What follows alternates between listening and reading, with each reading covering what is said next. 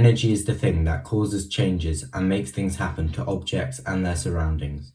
A key thing that you should know is that energy cannot be created or destroyed. It can only be transferred from one object to another, or stored for later use. This principle is known as the law of conservation of energy. An energy store is a way of describing how energy is held in an object.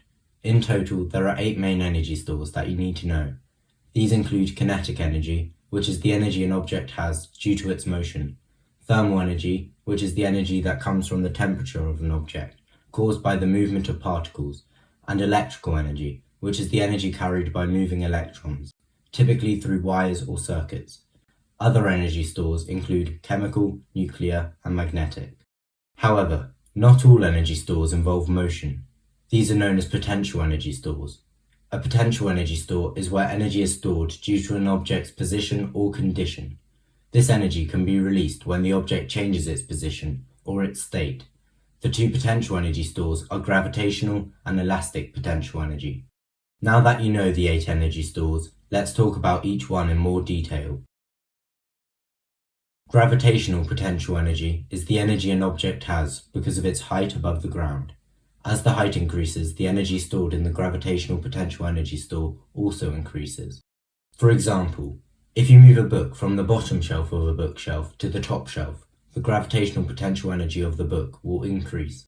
It is important to remember that the amount of gravitational potential energy is also dependent on the mass of the object, as well as the strength of gravity.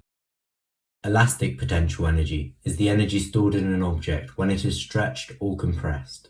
For example, when you stretch a rubber band, its elastic potential energy increases. The further you stretch it, the more it increases. As mentioned before, kinetic energy is the energy an object has due to its motion. For example, when a car is moving, it has kinetic energy. The faster it moves, the more kinetic energy it has. Chemical energy is the energy stored in the bonds of atoms and molecules. This energy is released during chemical reactions. For example, energy is stored in food as chemical energy. This energy is released when the food is digested. Thermal energy is the energy that comes from the movement of particles in an object. The faster the particles are moving, the higher the temperature. For example, as you heat the water in a kettle, the particles in the liquid move faster and faster, causing an increase in the water's thermal energy. Thermal energy can also be referred to as internal energy. They mean the same thing. Nuclear energy is the energy stored in the nucleus of an atom. This energy is released during nuclear reactions, such as nuclear fission or fusion. For example, in a nuclear power plant, the energy released from splitting uranium nuclei is used to generate electricity.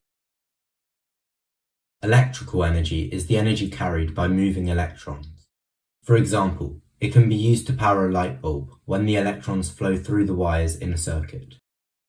Finally, magnetic energy is the energy stored in magnetic fields. It can be used to attract or repel magnetic objects.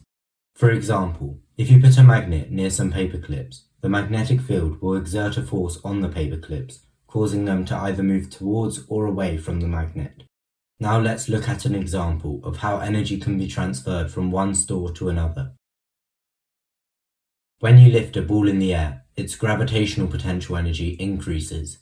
When you drop the ball, the gravitational potential energy is transferred to the ball's kinetic energy store, causing it to fall.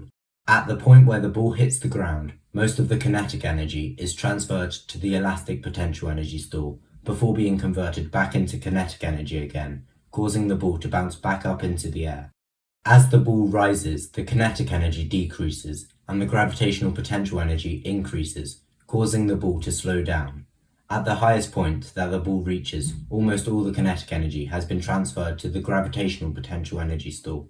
This causes the cycle to repeat again and again. However, the ball will eventually stop bouncing because some of the energy is transferred to the surroundings, mostly in the form of heat or thermal energy. I hope you found this video helpful. If you have any questions, just write them down in the comment section and I'll try to answer them as quickly as possible. Thanks for watching and I'll see you next time.